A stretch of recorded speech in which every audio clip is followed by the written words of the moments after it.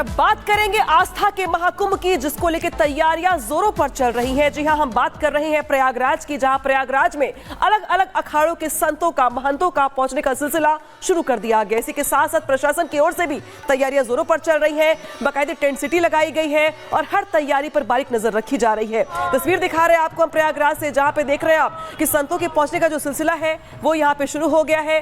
भव्य दिव्य महाकुंभ की यहाँ तैयारी देखने को मिल रही है। प्रशासन भी अलर्ट मोड पर है। इसके अलावा तैयारियां पिछले 6 महीने से ही लगातार चल रही है वहां पे, जहां पे बाकायदे अलग अलग अखाड़ों के लिए जमीनों की व्यवस्था, उनके रहने ठहरने को लेकर व्यवस्था, स्नान को लेकर व्यवस्था, बाकी जो श्रद्धालु देश विदेश से आने वाले हैं उनके लिए व्यवस्था, सुरक्षा को लेकर चाक चौबंद व्यवस्था से लेकर के तमाम जो अलग अलग व्यवस्थाएं हैं उसको लेकर प्रशासन की पूरी नजर है।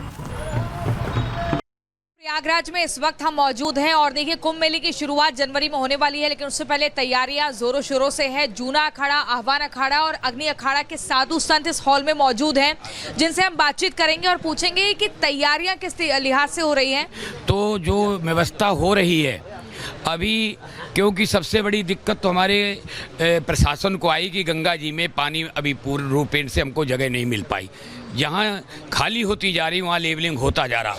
इस महाकुंभ में जो गंगा माई की कृपा हुई उसमें थोड़ा विलम्ब हुआ, नहीं तो इस समय पूरा पूर्ण रूप से ज़मीन सही समतल हो जाती थी, सारी जगह विधिवत हो जाती थी अभी। लेकिन प्रशासन ने उस दिन माननीय मुख्यमंत्री जी ने कहा कि आप लोग बेफिक्र रहेंगे, अखाड़े के लोग, हम बहुत शीघ्रता से आपकी व्यवस्था सब कराएंगे। और जिस तरह से पिछला 2019 का कुंभ मेला हुआ उससे भव्य दिव्य कुंभ हम कराएंगे। देखिए, भव्य दिव्य और सुंदर कुंभ हो इस बार, इसकी तैयारी है। योगी सरकार कोशिश भी पूरी तरह से कर रही है।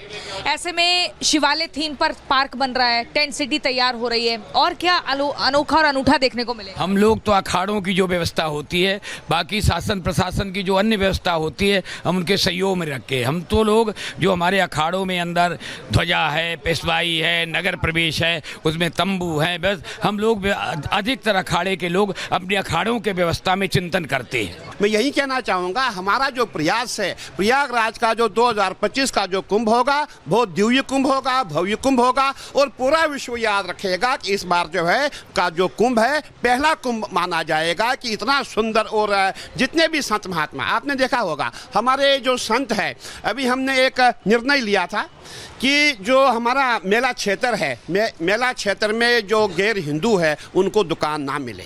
वो हमने इसलिए कहा था कि आपने देखा होगा जितने भी हमारे नागा सन्यासी है, तपस्वी है, ब्रह्मनिष्ठ है, जिन्होंने जीवन भर, कहीं ऐसे संत आपको देखने को मिलेंगे जिन्होंने पूरे जीवन अन्न नहीं खाया है, कहीं ऐसे संत आपको मिलेंगे जिनकी आंखों से जैसे रेज है वो निकलती है। ऐसे ऐसे तपो मूर्ति हमारे स्नानों में आते हैं, प्रयागराज की भूमि में आते हैं। जब उनके साथ जो है आपने थूक झात सुना होगा, आपने पेशाब झात सुना होगा, आपने जितने भी हमारे गैर हिंदू है उन्होंने इतने झात बनाए हैं कि जिसके बारे में मैं समझता हूँ जितना कहें उतना कम है। इसीलिए हमने ये कहा था कि जो मेला क्षेत्र है यहाँ पे जो गैर हिंदू है उनको यहाँ चाय की दुकान ना मिले, उनको जूस की दुकान ना मिले, उनको परचून की दुकान ना मिले, उनको पान बीड़ी बेचने की भी दुकान ना मिले, ताकि जितने भी हमारे साधु संत आएंगे उनका जो धर्म तभी सुरक्षित हो सकता है जब इनको मेला क्षेत्र में एंट्री नहीं होगी। इसीलिए हमने प्रशासन में बात रखी हुई है कि जितने भी गैर हिंदू है वो काम करे। मैं कहना चाहूँगा, आपने देखा होगा हमारा उत्तराखंड में कावड़ का मेला होता है, जितनी भी कावड़ बनती है वो गैर हिंदू ही बनाते हैं। और प्रयागराज में भी अब जब आप मेला क्षेत्र में देखेंगे यहाँ गैर हिंदू ही कार्य करते हैं। मैं कहना चाहूँगा आपके द्वारा, हम अभी यहाँ जहाँ बैठे हैं हमारे यहाँ हरिद्वार से गैर हिंदू ठेकेदार यहाँ पे है, गैर हिंदू लेबर यहाँ पे है, परंतु जहाँ हमारे धर्म को खतरा है, जहाँ हमें थूक खिलाई जाएगी, जहाँ हमें ऐसी गंदी वस्तुएं खिलाई जाएंगी तो हम वहाँ परहेज करेंगे। इसीलिए हमने ये कहा है कि मेला क्षेत्र में इनकी एंट्री नहीं हो। तो कौन है ये लोग जिनसे लगातार खतरा बना हुआ है, हिंदुओं को टारगेट कर रहे हैं? देखिए, आपने जब आप कहीं जंगल में जाते आपने सांप देखा है?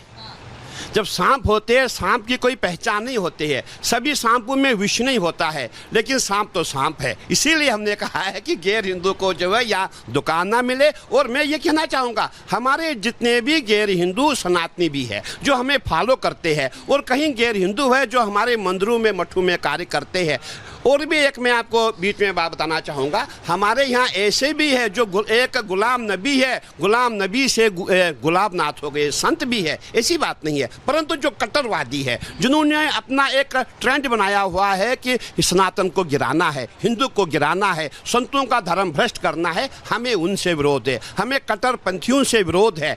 मैंने पहले भी अपील की थी कि जो हमारे धर्म गुरु है, किसके, जो गैर हिंदुओं के धर्म गुरु है, उनको सामने आना चाहिए, उनको एक लेसन देना चाहिए, एक उनको ये बोलना चाहिए था जो भी गैर हिंदू ऐसी हरकत करता है, जो जूस में थूक मिलाता है, जूस में पेशाब मिलाता है, इन पे कार्रवाई हो। परंतु किसी भी धर्म गुरु ने ऐसी बात नहीं की, कोई धर्म गुरु सामने नहीं आया। हाँ, वो तो आए, हमारा विरोध करने आए, परंतु उनको कुछ नहीं कहा कि भाई ऐसा कार्य मत करो। अगर आप भाईचारे की बात करते हैं, भाईचारा कहाँ से खत्म होगा? भाईचारा यहाँ से ही समाप्त हो रहा है। जब आप हमें जब भी हम देखते हैं, उत्तराखंड में आप जाएंगे लव जहाज, आप जाएंगे लैंड जहाज, आप जाएंगे थूक जहाज, पेशाब जहाज, अरे कितने जहाज है आपके। इसलिए हम कहना चाहेंगे कि हम प्रयागराज कुंभ मेले में ऐसी कोई घटना ना घटे, इसीलिए हम सुरक्षित मेला चाहते हैं। नगरी महाकुंभ जहां पर होने वाला है, प्रयागराज में हम है, इसे तीर्थों का राजा भी कहा जाता है। लेकिन तस्वीरें हम आपको लगातार दिखा रहे हैं कि साधु संतों का क्या कहना है, किन बातों का विशेष ध्यान रखा जाएगा। लेकिन वहीं सुरक्षा के लिहाज से भी इस बार काफी जो ध्यान है वो रखा जा रहा है, काफी चौकसी बरती जा रही है। हम आपको घर बैठे दर्शन करा रहे हैं उस त्रिवेणी संगम घाट के, जहां पर कहते हैं इस नदी को, इस गंगा घाट को देखने मात्र से ही इंसान को जो है, किसी भी व्यक्ति को जो है मोक्ष की प्राप्ति हो जाती है। और यहां पर देखिए तस्वीरों के जरिए हम आपको दिखाएंगे, महाकुंभ में सुरक्षा व्यवस्था के इंतजाम जबरदस्त है। 144 पुलिस चौकियां जो है वो तैयार की जा रही हैं। अंडर वाटर ड्रोन के जरिए निगरानी रखी जाएगी ताकि किसी भी तरीके से सुरक्षा के लिहाज से लापरवाही ना बरती जाए। साथ ही तैयारियों की अगर बात करें तो एकदम चरम पर वो तैयारियां दिख रही हैं। आप देखेंगे त्रिवेणी घाट, देखिए यहाँ पर ये टेम्परेरी पुल बनाया जा रहा है। संजीव इधर से दिखाई थोड़ा, देखिए ये टेम्परेरी पुल बनाया जा रहा है ताकि एक छोर से दूसरे छोर जो है वो व्यक्ति, जो श्रद्धालु है, जो यहाँ पर जुटेंगे, वो पहुंच सके, उनको किसी भी तरह की दिक्कत ना हो। साथ ही देखिए महाकुंभ की जब हम बात करते हैं तो ये 12 साल में एक बार लगता है, यानी कि 12 साल में जो महाकुंभ लगता है वो प्रयागराज में लगता है। ये सबसे बड़ा यहाँ पर एरिया है। इसके अलावा तमाम साधु संत यहाँ पर आपको दिखेंगे। यहाँ पर जो है आपको बता दें, करोड़ों की तादाद में जो श्रद्धालु है वो जुटेंगे। इसके अलावा अगर 3 साल के कुंभ की बात, 3 साल बाद कुंभ लगता है, 6 साल बाद अर्ध कुंभ लगता है और उसके बाद 12 साल बाद जो है महाकुंभ लगता है। लेकिन इसी बीच हम आपको सुनवाएंगे उत्तर प्रदेश के मुख्यमंत्री योगी आदित्यनाथ, जो लगातार तैयारियों में जुटे हुए, निगरानी रख रहे हैं। उनका क्या कुछ कहना है, पहले वो सुन लीजिए। तो मुजफ्फरनगर की नई खबर आने वाली है। 60,000 से अधिक पुलिस भर्ती के परिणाम आने वाले हैं। और याद रखना, खेलते यहां के नौजवान है, अपने योग्यता के बल पर जो पहले उपेक्षित हो जाते थे, अब तो मुजफ्फरनगर, मेरठ, बागपत, शामली, बुलंदशहर, इन जनपदों के युवा बड़े पैमाने पर भर्ती होते, कोई रोक टोक नहीं, कोई भेदभाव नहीं, बड़े पैमाने पर भर्ती होने वाले हैं। और परिणाम हम बहुत शीघ्र देने जा रहे हैं। 60,200 पद पर एक साथ भर्ती हो रही है, और बहनों और भाइयों, इसीलिए मैं आपसे कहने के लिए आया हूं, युवाओं के लिए सरकारी नौकरी भी है, तो खिलाड़ियों के लिए भी हम लोगों ने एक पॉलिसी बना करके उन्हें नौकरी देने की कार्रवाई को आगे बढ़ाया है। अब यहां का खिलाड़ी जो ओलंपिक में, एशियन गेम्स में, कॉमनवेल्थ में, वर्ल्ड चैंपियनशिप में मेडल जीतता देश के लिए, उत्तर प्रदेश सरकार पैसा भी देती है और साथ साथ नौकरी भी देती है। प्रीतिपाल की चर्चा यहां पर जेएनसी कर रहे थे। बहनों और भाइयों, मैं स्वयं इन खिलाड़ियों को मैंने लखनऊ में आमंत्रित किया था, और लखनऊ में आमंत्रित करके उन्हें सम्मानित किया था, धनराशि भी दी थी, और मैंने कहा था पॉलिसी के अंतर्गत आवेदन करिए, आपको नौकरी की गारंटी ये सरकार देगी, क्योंकि आपकी सरकार है। ये उपचुनाव उसी परसेप्शन को ठीक करने के लिए आपके बीच हम लोग आए हैं। हम इसीलिए आपके बीच में आए हैं। देश के अंदर मैसेज साफ होना चाहिए, संदेश साफ होना चाहिए, स्पष्ट होना चाहिए। हमें गुंडे और दंगाई नहीं चाहिए। हमें अराजक तत्व नहीं चाहिए, विकास के बैरियर को हटाने वाले लोग चाहिए, किसानों का सम्मान करने वाले लोग चाहिए, व्यापारियों की सुरक्षा देने वाले, बेटी और बहन का सम्मान करने वाले लोग चाहिए। और केवल एनडीए की, भारतीय जनता पार्टी नेतृत्व की, भाजपा और आरएलडी की सरकार ये गारंटी आपको देने के लिए आज आपके बीच में आई है, आपसे कहने के लिए आई है, यह कार्य केवल यही करेंगे। केवल और केवल डबल इंजन की भारतीय जनता पार्टी नेतृत्व की एनडीए सरकार इस कार्य को कर सकती है, क्योंकि हमारे आदर्श चौधरी चरण सिंह जी हैं। हमारे आदर्श धन सिंह कोतवाल जैसे महान क्रांतिकारी हैं। हमारे आदर्श वे महापुरुष हैं जिनका सब कुछ मातृभूमि के लिए समर्पण भाव के साथ बलिदान के लिए समर्पित हुआ है। हमारे आदर्श भारत माता का वह लाल है जो अपने आप को भारत की सीमाओं की सुरक्षा करते करते अपने आप को बलिदान कर रहा है। और बहनों और भाइयों, इसीलिए हम एक ही बात कहते हैं, हर काम देश के नाम होना चाहिए, किसी व्यक्ति के लिए नहीं, जाति मत और मजहब के लिए नहीं। और मोदी जी ने इसीलिए आप सबसे कहा, मोदी जी ने जब कोई योजना चलाई तो योजना का नाम भी लिखा सबका साथ और सबके विकास का।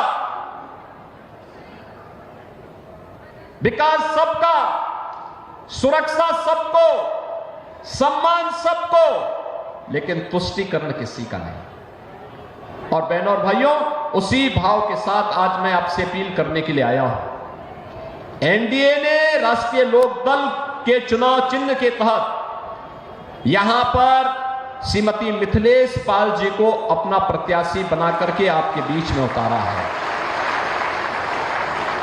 मिथिलेश पाल जी, आपने देखा होगा, एक सहज सरल नारी के रूप में आपके बीच में सेवा भाव के साथ कार्य करने के लिए आई है।